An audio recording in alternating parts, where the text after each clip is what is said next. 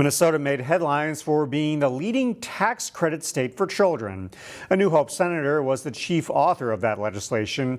In Newsmakers, Shannon Sladden sat down with Senator Ann Rest to talk about the first numbers generated from the child tax credit.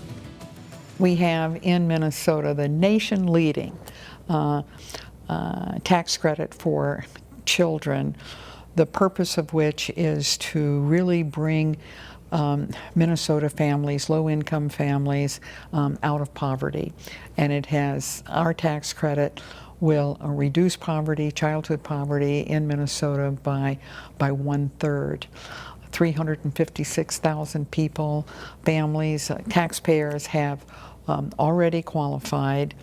It is a tax credit for per child, although we have income limits to the point at which your family can receive it.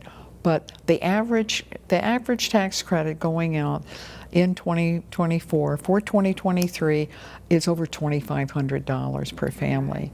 So that we are very, very proud of that. I'm proud to have been the chief author in the Senate, and certainly applaud Governor Walz's leadership on it. All right, and this time around working on bonding bills, one for the University of Minnesota projects. How does that benefit the state as a whole?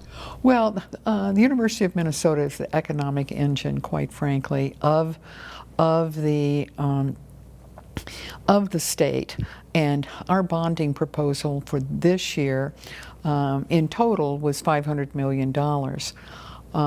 But the bonding bill itself is only about twice that much. So we have different ways of allocating, starting with about $110 million, which is the governor's proposal, spread among 4 of the 5 campuses, and then and it's kind of a prioritizing the list of projects. Sure.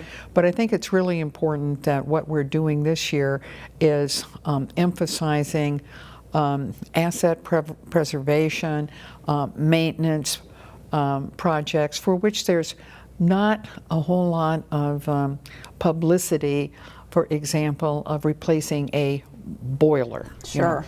It's not nearly exciting, but it's important. But asset maintenance, it's called by an acronym, HEPRA, but it is what keeps the university on all of its campuses working at full force and serving the students that go there, okay, and their families. So we're hoping for at least $120 million. And we prioritized everything, and hopefully next year we'll come back and go with the second list that we also have prioritized. Always needs there.